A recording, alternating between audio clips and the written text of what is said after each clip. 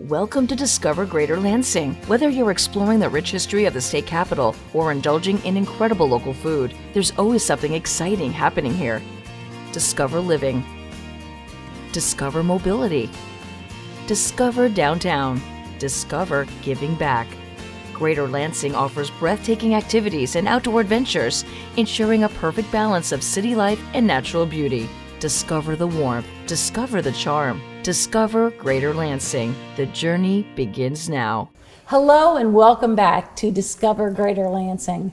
Today's show really is going to get to my heart, and I hopefully get to yours as well, as we share some wonderful stories and we focus on the Greater Lansing region as always, but especially about the many wonderful nonprofits that enhance life for everyone in our communities.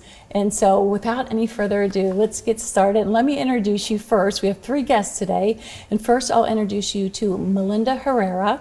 She is a registered nurse on the Neurointensive Care Unit at the University of Michigan Health Sparrow, Lansing. I got that right. It's a mouthful. Yes, I got that right. I guess, people just say Sparrow, but I'm thrilled to have you today. Thank you. Here with us, Melinda. Your work is, I can't imagine, your work every day, what you do for your patients and for families is just amazing. And I'm going to sing some of your praises here for a minute. Okay. You are the Gift of Life Michigan's Nurse Champion for organ and tissue donation for the state of Michigan. So for this year, yeah. Yes, for this year. So congratulations. Thank you. And there are so many people that have you to thank for being with us today, and for those who can keep on living through organ donation. So thank you for that. You're a skilled and compassionate nurse with a long history with the health system, and you help get registered organ donors give their final gifts. So let's step back a little bit. That's a lot to kind of put our heads around. First of all, tell us about your career and what led you to this area of giving. Well, I've worked at Sparrow as a registered nurse in the Neurotrauma Intensive Care Unit for the last 24 years. And pretty early in that career was introduced to the work that Gift of Life Michigan does, and kind of right away felt a passion for that, felt a real connection for the mission that they have and the work that they do. So it's been an absolute privilege for me to work with them throughout the years in different capacities as a nurse at Sparrow. Right, and that path has led you from to be in intensive care in itself. Mm-hmm. You see people as they're struggling and fighting for life. Let's not throw in that big pandemic we don't want to talk about any longer, and that did. But I really love the name of the organization too, the Gift of Life. It's perfect. It truly is a gift, and those moments when you're so emotionally involved and you're perhaps you're struggling along with your loved one who's under care. What is it like to work with the Gift of Life and to bridge what the family is going through and what their intentions are, and what Gift of Life is trying to do in our state? Yeah, it feels like an honor, really, because you will be hard pressed to find an organization or a group of people that is more passionate or committed to what they're doing, and that truly is everything they do is driven towards honoring the donor, as well as then saving lives of recipients through tissue and organ donation.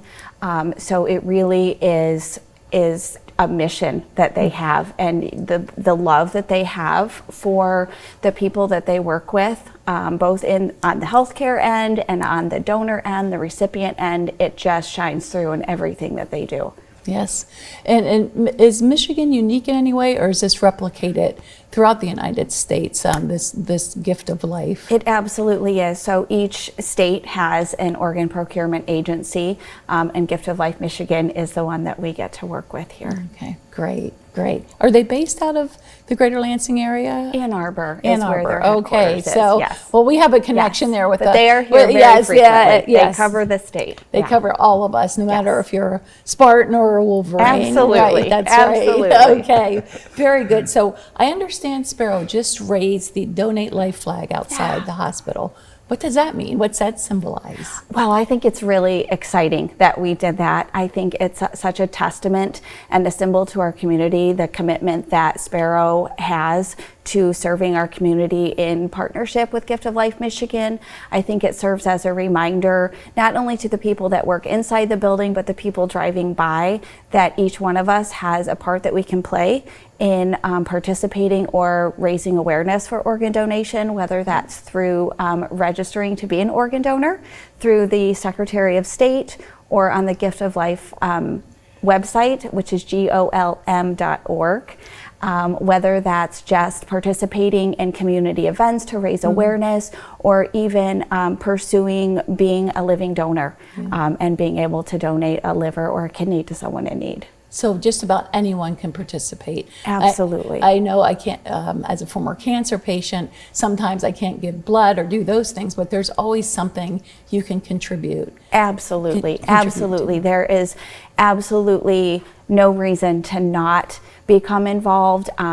There are so many skilled professionals that will make those determinations at the time, whether or not there are organs or tissues that are able to be used to help others. Yeah. But I would absolutely encourage anyone to be on the registry. Right. So you can find out more about it, and there's going to be some information we can share later. Oh, perfect. So everybody can, sometimes it takes some thought and consideration, but I guarantee after the stories we're going to share that people will want to sign up and become part of this great gift of life. I really hope so, yes. All right, so thank you so much. And My we are pleasure. going to now introduce our other two guests, the living, breathing stories of what this organization does and gives back to. We have John Edmond. He is the father of 7-year-old organ donor, Amaya Edmond. And welcome today to tell your story. Thank you. And then we also have with us Mike Lopez, and we're going to welcome and hear his stories, but let's not get ahead of ourselves. We have to start back. So we have the setting. Thank you, Miranda, for laying the the scene for us.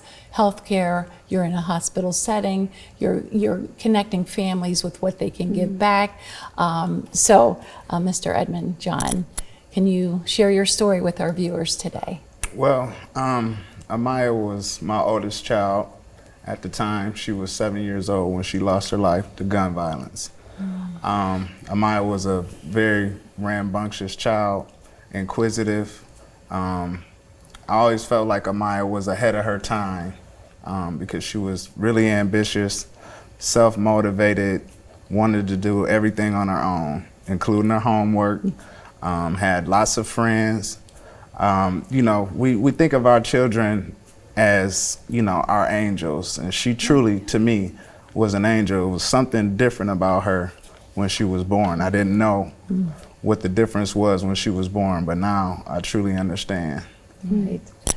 And so, so sorry again for your loss and for being able to share that story. Her memory lives on.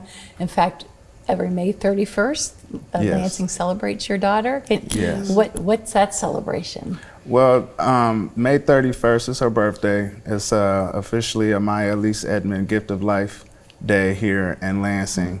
Back in, I want to say 2014, the city of Lansing gave me a declaration just for that day and that particular year. But throughout the years, along with former city councilwoman Patricia Spitzley, we sat down and talked about all the things and all the things that Amaya's legacy stood for. So the city of Lansing decided to make it official, I want to say 2 years ago, that they would annually have the Amaya Elise Edmond Gift of Life Day, which I'm extremely grateful for the Gift of Life as well, and honoring Amaya and her gift. Absolutely, and she's an angel looking all over our region and looking out for all of us today. So families, did you already have that conversation, you and your family, about if and when a time, or was it something that came to you or you became aware of as you went through the hospital and healthcare system? Actually, that night of the shooting, when I got to the hospital, I call her the lady in the room, is what I referred to her, but it was a Gift of Life, a Michigan representative there. And she was introducing the conversation to me. And when I heard the words organ donation, I immediately kind of zoned out, and I thought about Amaya's personality and the fact that she loved to help people. I mean, in my opinion, a little too much from time to time. So when I did answer the question, I believe the lady thought I answered the question prematurely, because she followed a comment by saying, "Are you sure?" And I'm like, "Yeah, I'm sure," but I had no idea the effect of that decision and who it would reach and how big of a decision it actually was. So no prior experience, no prior knowledge to the gift of life at that time. Right. And your story will help others perhaps have that conversation that sometimes is difficult to think about. But lots of people have on the back of their license, take me, I'm done with the body, and help others. And not only did your daughter help one person, but multiple people. And one of those wonderful people are with us today, thanks in part to your daughter's angelic qualities and you as a family making this important decision. So Mike, welcome. Mike Lopez is with us here today. Thank you. And he is one of the recipients of Amaya's gracious donation and her family's donation. Tell us a little bit about your story, Mike, and why you needed a transplant. What kind of transplant was it? Just a little bit about those details. In 2009, I became ill, and I didn't know what was going on, so I went to the doctor and had a bunch of tests run, and he told me that I was going to need to have a liver transplant in order to live. So I was diagnosed with hepatitis C and cirrhosis. Right, and so that was the only option for you. So yeah, that was the only option for me. Yeah. Yes. Otherwise, and here you are today. Here I am today. So something happened. Were you put on a waiting list? What was the process? And jump in, Miranda, at any time if you know the ins and outs of going about people in our own lives need transplants, Right. and we hear about the lists and the long lists. so I went to my local doctor, and then they referred me to Henry Ford Hospital, where they do the transplants, or U of M, either one. But he wanted me to go to Detroit, Henry Ford, so that's where I went. And I had to go through a bunch of tests there, and that's where I was diagnosed with hepatitis C and cirrhosis.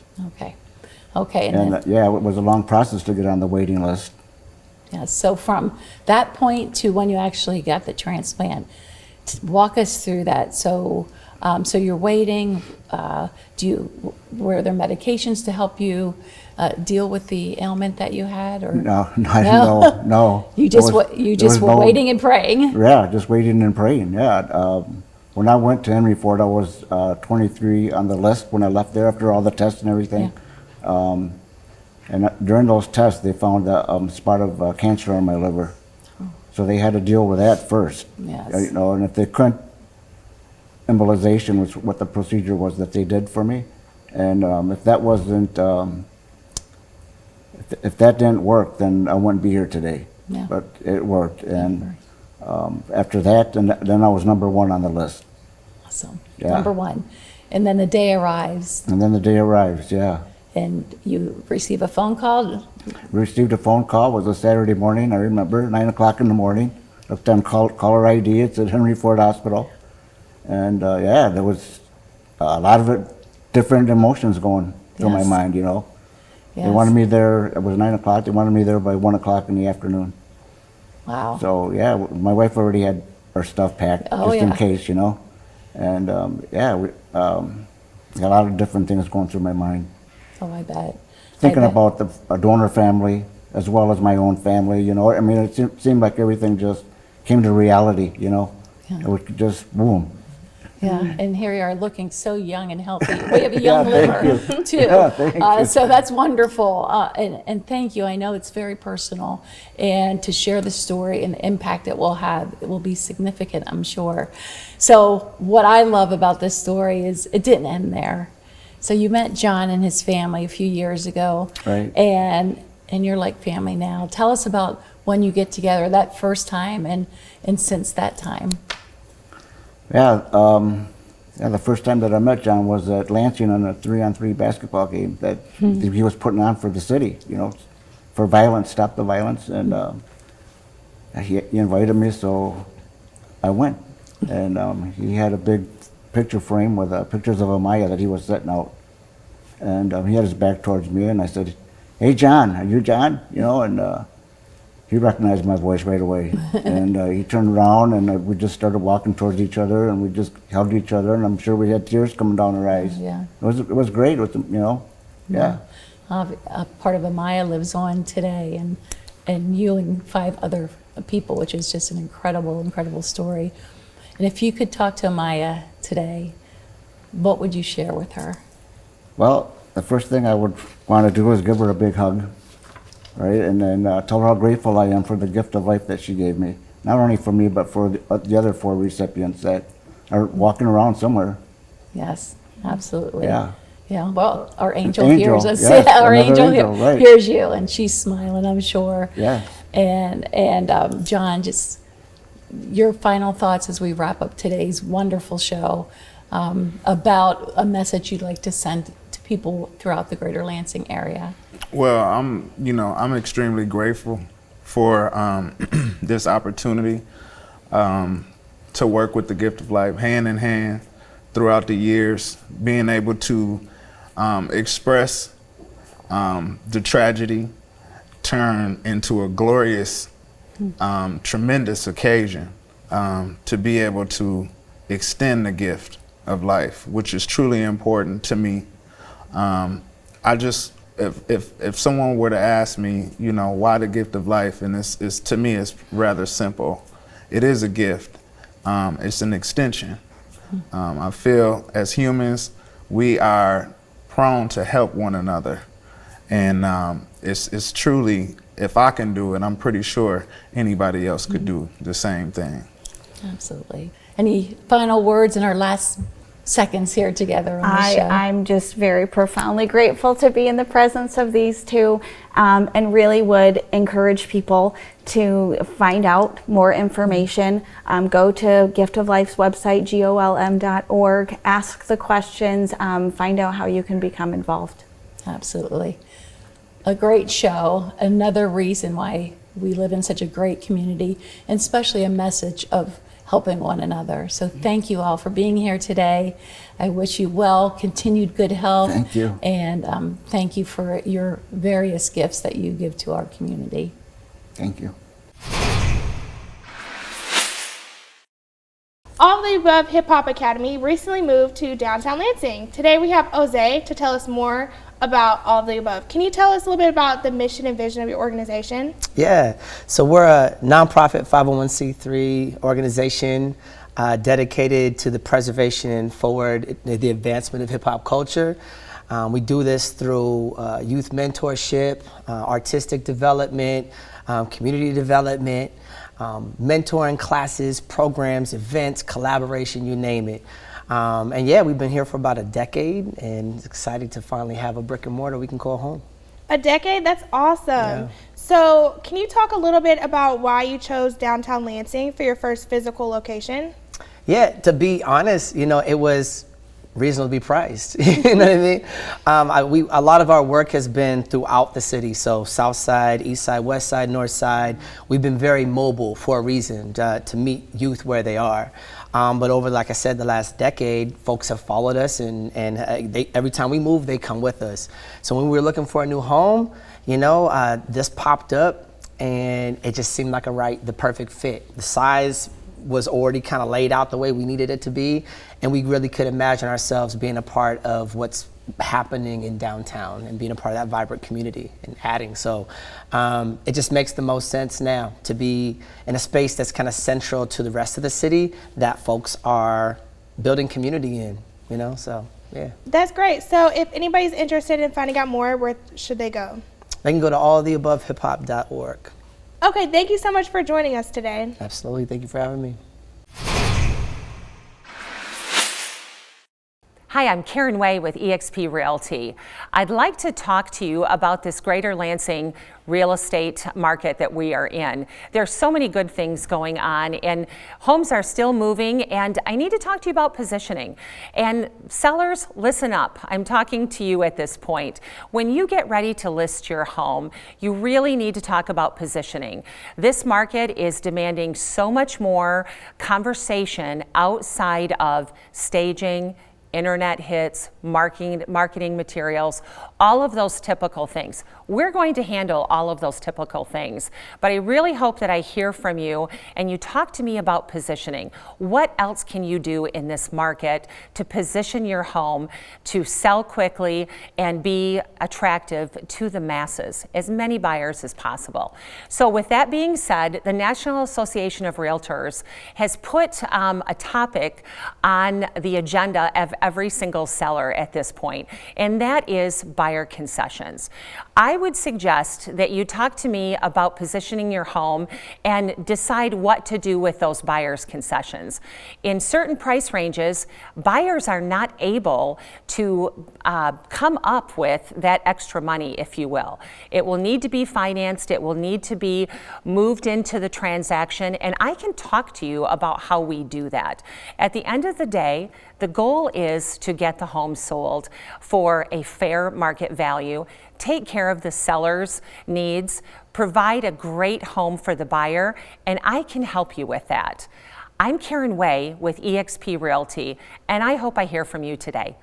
The Lansing Regional Chamber is pleased to be part of Discover Greater Lansing, where we will celebrate and showcase the economic growth and assets that define our region. We are experiencing an extraordinary transformation with over $4 billion in new investment and thousands of new jobs. Placemaking, including the integration of arts, entertainment, and culture, plays a pivotal role in shaping our vibrant communities. Infrastructure is the backbone of economic growth, and we're seeing historic levels of investment exceeding $800 million, including the planned reconstruction of Michigan Avenue, connecting Michigan State University to our state capitol. As you embark on your journey to discover Greater Lansing, we encourage you to immerse yourselves in the unique experiences our region has to offer, support the small businesses that form the heartbeat of Lansing, and joining us in fostering an environment where innovation, collaboration, and prosperity flourish. Together, let's build a stronger Lansing. I have Jane O'Connell here with me today from Eaton Community Bank, and we're going to talk about this housing market, finding the perfect lender in this housing market, and just everything about this housing market. It's kind of crazy. But let me ask you, first of all, when you meet with a client that wants to purchase a home, what is the first thing you do with them? Well, the first thing we want to do is get a pre-approval. We want to make sure that we know what you can afford so that you know what you're looking for. It's kind of a bummer to go find that perfect house and then realize it's way far out of your reach. So the important part is to figure out what kind of payment you're looking for, and then working with the whole team to really kind of dig in and find what's the best solution for you, which mortgage is going to work best, whether it be a 30-year or a 20-year. Wow. And just go from there. So are you telling me it's more than running credit and just an application? Absolutely. Okay, that's where the professional part comes in. And I can see that based on the detail that you're mentioning, that happens kind of organically with your office. Correct. So with that being said, what's the edge that Eaton Community Bank can give that buyer in that home process? Well, the biggest edge is that we have our Eaton Express guarantee, which means we'll close your loan in 15 days or less, or you'll receive a credit on your closing cost. Wow, that is awesome. So closing within 15 days of them writing an offer is what that buyer can offer a seller. Absolutely. And Phenomenal. What a great advantage for a buyer to be able to say, not only can I have an accepted offer, but we can get it closed quickly. That is absolutely awesome. Well, thank you so much for joining me today. I hope that we've given our audience enough nuggets and created some curiosity for them to get into Eaton Community Bank and see you about these awesome products. Thank Absolutely. you again. Thank you. Today we're excited to have one of the Rotary Club of Lansing Foundation's local grant award winners. With us today we have Kathy Dunbar and Jean Aldred Simmons from the South Lansing Community Development Association. Yes. Kathy, what can you tell us about the South Lansing CDA? South Lansing CDA has been around for over 20 years. We are a community-driven nonprofit, and our programs evolve over time to meet community-identified needs. And the one that we're here to talk about today is the need for healthy food, affordable food access in areas of Lansing that have a food desert, specifically Southwest Lansing. And over time, we have developed programs like a farmer's market and garden programs to help people get more access to healthy food. Wonderful. And Jean, you're the South Lansing horticulturist managing the food production. What can you tell us about that? Correct. Under the nonprofit, my role is specifically the urban gardens. I spend most of my day planting, most of my day with children, and focusing on education and providing access to healthy food. Last year, I was able to donate from our urban garden over 1,500 pounds to the local pantries and the churches in South Lansing. Wonderful. And Kathy, what can you tell us about the farmers market and how people can access that? The farmers market is every Thursday from 3 to 7 at the corner of MLK and Jolly. It's in the Feeders parking lot. It's a pet store at the corner. Hugely visible, lots of food vendors, and a lot of our farm market vendors come from the community gardens. And if you want more information, you can visit us at southlansing.org. And if you'd like more information about the Lansing Rotary, visit lansingrotary.org. Thank you. At CATA, writer feedback and public feedback is really important. Can you talk a little bit about ways in which the public and writers can provide feedback to CATA? Yes, one of the cool ways that we get feedback is listening bus sessions. So every month, CATA employees board buses and engage with writers to get feedback on their commute. It allows writers to be able to speak to people face to face. If people are not able to join a listening bus session, they can always go online and give feedback, as well as see a list of upcoming sessions at cata.org/listeningbus. They can also call in to a CATA representative at 517-394-1000. And can you tell us who participates in Listening Bus? So employees like myself participate. We encourage people from multiple departments to join sessions to help engage with writers and get their feedback about their different experiences. And of course, we want all of CATA's writers to participate in Listening Bus. And we're looking for the good, the bad, and the ugly, right? Yes, everything. Everything goes. We don't just want positive or things that people expect us to want to hear. We want them to give all kind of feedback about what they've experienced on our buses. And how do we use that feedback? Well, we try to use it, take the feedback and consider it for maybe new route planning or even to improve some of the existing services that we already have. Excellent. And do you participate in the Listening Bus sessions as well? I participate. I help with some of the planning, but I try to participate as much as I can, and it's really, really fun. And people are really sometimes shocked that we're there or don't know that that's why we're there until we approach them. Great. Thank you so much. To learn more about what the Greater Lansing area has to offer, go to discovergreaterlansing.com. Wow, what another great show and another reason to discover Greater Lansing. So many wonderful things happening in our great, great community. From living, working, and playing, we've got it right here in Greater Lansing. Thanks for joining us.